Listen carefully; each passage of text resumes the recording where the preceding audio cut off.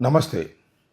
8 మాసాల క్రితం వైఎస్ఆర్ కాంగ్రెస్ పార్టీని ఓడించి కూటమి ప్రభుత్వాన్ని అధికారంలోకి తీసుకొచ్చారు. ఎందుకు తీసుకొచ్చారు?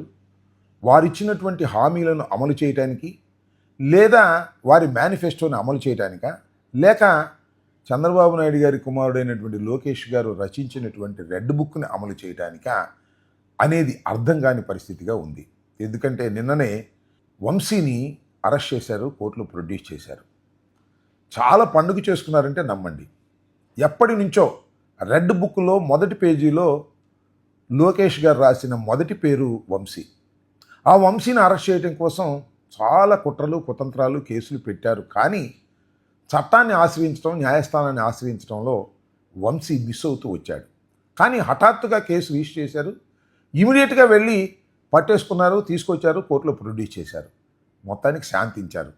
ఒక విధంగా ఈనాడు, ఆంధ్రజ్యోతి, ఎల్లో మీడియా, చంద్రబాబు నాయుడు, లోకేష్ యొక్క చుట్టుపక్కల ఉన్నటువంటి మిత్రులు పండుగ చేసుకున్నారంటే నమ్మండి. కక్ష తీర్చుకునేటటువంటి కార్యక్రమాలు చేస్తున్నారు. అంటే కక్ష తీర్చుకోవటానికి ఎక్కువ సమయాన్ని ఈ ప్రభుత్వం వాడుకుంటుందనేటువంటి ఒక దుష్ప్రచారం జరిగేటటువంటి పరిస్థితి ఏర్పడింది. దీన్ని దయచేసి గమనించాలని కూడా ఈ సందర్భంగా నేను మనవి చేస్తున్నా. నిన్న మేము డీజీపీ గారి దగ్గరికి వెళ్ళాము 2 విషయాలను రిప్రజెంట్ చేయడానికి.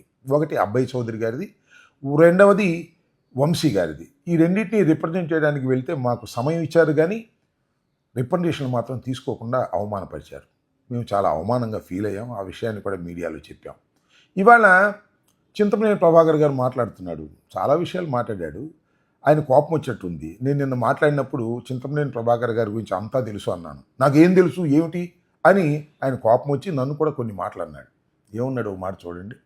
నిన్నేదో పెద్ద పోటుగాళ్ళలాగా అంబటి రాంబాబు, మీకు తెలుసు కదా రాంబాబు అంటే అంబటి. రాత్రిపూటేమో ఆయన కామబాబు, పగలపూటేమో రాంబాబు. రాత్రి ఏమో కాంబాబునంట, పొగలేమో రాంబాబునంట.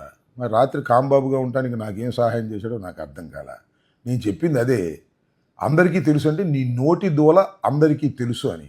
పోయినసారి తెలుగుదేశం ప్రభుత్వం డ్యామేజ్ కావడానికి తమరి నోటి దూల కూడా ఒక కారణం అనే విషయాన్ని మీరు గమనించకపోతే మనం ఏం చేస్తాం? 8 మాసాలు కాముగా ఉన్నారు. 8 మాసాల తర్వాత మీ నిజ స్వరూపాన్ని బయటపెట్టే కార్యక్రమం చేస్తున్నారు. అబ్బాయి చౌదరి గారి కారు కాస్త అడ్డం ఉందని రాష్ట్ర సమస్య చేశారే, ఆయన మీద హత్యా ప్రయత్నం కేసే పెట్టే కార్యక్రమం చేస్తున్నారే. ప్రభుత్వం మీ చేతిలో ఉంది కదా అని మీరు ఉపయోగించుకుని ఏది పడితే అది చేయాలని అనుకుంటే ప్రభుత్వం శాశ్వతంగా మీకు ఉంటుందా అనేది ఒకసారి గుర్తుపెట్టుకోండి. ఒకసారి గెలిచారు, ఒకసారి ఓడారు, మీ ప్రభుత్వం పక్కకు పోయింది. అప్పుడు కూడా మీకు అనుభవం రాకపోతే ఏం చేస్తాం చెప్పాలని కూడా ఈ సందర్భంగా మనం చేస్తాం. అంతేకాదు, మళ్ళీ నా మీద కోపం వచ్చేసి ఎక్కడి దాకా వెళ్ళాడంటే, కోడెల శివప్రసాద్ గారి మరణానికి నేనే కారణం అన్నాడు. నేను జగన్మోహన్ రెడ్డి గారు కారణమని, ఆయన మీద అపవాదులు వేయటం వల్ల ఆయన ఆత్మహత్య చేసుకున్నాడని, 306 కేసు పెట్టి కంప్లైంట్ పెట్టి నన్ను లోపలేపిస్తాననేటువంటి మాటలు కూడా మాట్లాడారు. దీనికి కారణం ఆ రోజున ఈ అంబటి రాంబాబు, ఈ జగన్మోహన్ రెడ్డి, అప్పుడున్నటువంటి అధికారులే బాధ్యత వహించాలి. వాళ్ళ మీద 306 సెక్షన్ వస్తుంది. ఎందుకంటే ఆత్మహత్య చేసుకునే విధంగా ప్రేరేపించబడినటువంటి ఆత్మహత్యని. ఆయన ఆత్మహత్య చేసుకుంటానికి కారణం గత పాలకులు, ఇంకా వేరే శాఖలు కూడా చేశాడు. ఎందుకయ్యా చింతమనేని వారు ఊరిని సొల్లు కబుర్లు చెబుతారు? చట్టం అంగీకరిస్తే అది నిజమైతే పెట్టని కేసు పెట్టి అరెస్ట్ చేయని చూద్దాం. ఎందుకు ఊరిని సొల్లు మాటలు మాట్లాడే కార్యక్రమం, ఏదో మిమ్మల్ని ఏదో అన్నానని చెప్పేసి లేనిపోని విషయాలన్నీ మాట్లాడేటువంటి ప్రయత్నం దయచేసి చేయవద్దని కూడా మనం చేస్తున్నాం. అంతేకాదు, హోంమంత్రి గారు కూడా మాట్లాడారు. హోంమంత్రి గారు చింతమనేని ప్రభాకర్ గారు ఏమన్నారంటే, రాంబాబు గారు ఓడగొట్టిన నాగలదుంప ఆయనకి ఎందుకు ఇవ్వాలి అనే మాట ఆయన మాట్లాడాడు. హోంమంత్రి గారు ఏం మాట్లాడారు చూడండి. నిన్న వైఎస్ఆర్సీపీ వాళ్ళందరూ బయటకు వచ్చి డీసీపీ ఆఫీసులో మాకు రిప్రజెంటేషన్ ఇవ్వలేకపోయాము, ఇలాంటి మాటలు మాట్లాడుతూ ఉంటే కర్మ సిద్ధాంతం అన్నది నాకేదో గుర్తొచ్చింది. కొన్ని కర్మ సిద్ధాంతాలు కూడా ఉంటాయి కదా. లాస్ట్ టైం మీకు వాళ్ళకి గుర్తు చేయాలి, మమ్మల్ని కనీసం డీసీపీ ఆఫీస్ గేట్ కూడా ముట్టుకొని ఇచ్చేవారు కాదు. మా పార్టీ ఆఫీస్ నుంచి మేము బయలుదేరితే అక్కడ ముళ్ళ కంచె లాంటి వేసి, ఇనుప కంచెలు వేసేసి, పోలీస్ ప్రొటెక్షన్ పెట్టేసి మమ్మల్ని లోపల కూడా వెళ్ళకుండా కిలోమీటర్ అవతలే మమ్మల్ని ఆపేసే పరిస్థితి. ఇదే ఎక్స్ మినిస్టర్స్ అంబటి రాంబాబు వీళ్ళందరూ కూడా ఈ 7 నెలల్లో 2-3 సార్లు వెళ్ళి డీసీపీని కలిసిన సందర్భం కూడా ఉంది. నిన్న డీసీపీ గారు ఏదో బిజీగా ఉండి ఉంటారు, అక్కడ వాళ్ళకి ఇచ్చి రావాలి. ఏం మాట్లాడారంటే, మేము అపోజిషన్లో ఉన్నప్పుడు మమ్మల్ని కనీసం గేటు కూడా తాకనివ్వలేదు, మేము కనీసం గేట్ అయినా తాకనించామనేటువంటి మాట మాట్లాడుతున్నారు. ఏం మాటలు ఇవి? అపోజిషన్లో ఎవరున్నా డీజీపీని కలుసుకోవచ్చు, రిప్రజెంటేషన్ చేయవచ్చు. దాని మీద యాక్షన్ తీసుకుంటారా లేదా, that is a different matter. ఇవాళ మేము అపోజిషన్లో ఉండి 2 రిప్రజెంటేషన్ తీసుకువెళ్ళి మేము డీజీపీ గారికి ఇచ్చేటటువంటి ప్రయత్నం చేస్తే డీజీపీ గారు టైం ఇచ్చారు, మేము వెళ్ళిన తర్వాత వెళ్ళిపోయారు.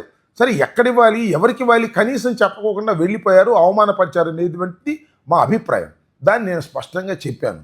దానికి హోంమంత్రి గారు మాట్లాడుతున్నారు తప్ప డీజీపీ గారి ఆఫీసు మాత్రం ఏమీ స్పందించడం వల్ల. అంటే దాని అర్థం ఏంటి?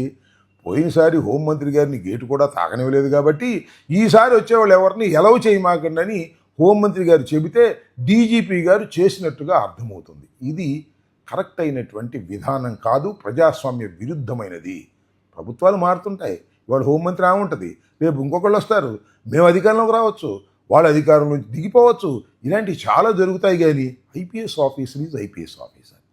కానీ ఐపీఎస్ ఆఫీసర్ గారు ఈ విధంగా ప్రవర్తించడం అనేది చట్ట వ్యతిరేకమైందే కాక ఆక్షేపణీయమైంది అని కూడా ఈ సందర్భంగా నేను మనవి చేస్తున్నాను. ఓ మాట చెప్పేయండి, డీజీపీ గారు వైఎస్ఆర్ కాంగ్రెస్ పార్టీ వారి దగ్గర నుంచి రిప్రజెంటేషన్ తీసుకుంటే చంద్రబాబు నాయుడు గారు, లోకేష్ గారు, హోంమంత్రి గారు అంగీకరించడం లేదు కాబట్టి మేము వారి దగ్గర నుంచి రిప్రజెంటేషన్ తీసుకోము అని చెప్పండి.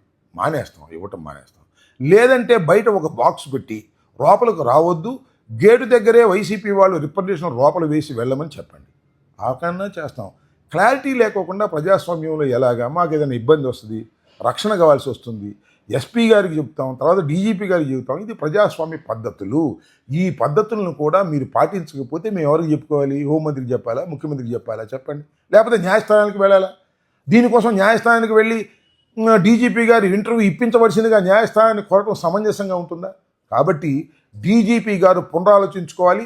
నిన్న జరిగిన సంఘటన మీద మాకు స్పష్టమైనటువంటి భావన కలిగే విధంగా మీరు ఒక ప్రకటన చేయాల్సిన అవసరం ఉంటుందని కూడా నేను మనవి చేస్తాను. లేదు మేము ప్రకటన చేయము, ప్రకటన చేస్తే మమ్మల్ని లోకేష్ ఒప్పుకోడు, ప్రకటన చేస్తే మా హోంమంత్రి ఒప్పుకోరు అనుకుంటే అది మీ ఇష్టం. కానీ స్పష్టత కావలసినటువంటి అవసరం ఉందని కూడా ఈ సందర్భంగా నేను మనవి చేస్తూ ఇంకొక విషయాన్ని ఇక్కడ చెప్పదలుచుకున్నా. ఇవాళ వంశీని అరెస్ట్ చేసింది గన్నవరం తెలుగుదేశం పార్టీ మీద దాడి కేసులో కాదని, అది కేవలం ఒక ఫాల్స్ కేసు, మొన్ననే పెట్టి అరెస్ట్ చేసినటువంటి కేసు అనేది ప్రజలు గమనించాలని కూడా ఈ సందర్భంగా నేను మీ ద్వారా వారికి చెప్పదలుచుకున్నాను. ధన్యవాదాలు. హిట్ టీవీ యాప్, ఇందులో short news, live news, entertainment shows, movies, digital magazines తో పాటు మీ జిల్లా వార్తలను కూడా ఫ్రీగా చూడొచ్చు. అంతేకాదు కేజీ నుంచి పీజీ వరకు విద్యార్థులకు స్కాలర్షిప్ కూడా అందిస్తున్నాం.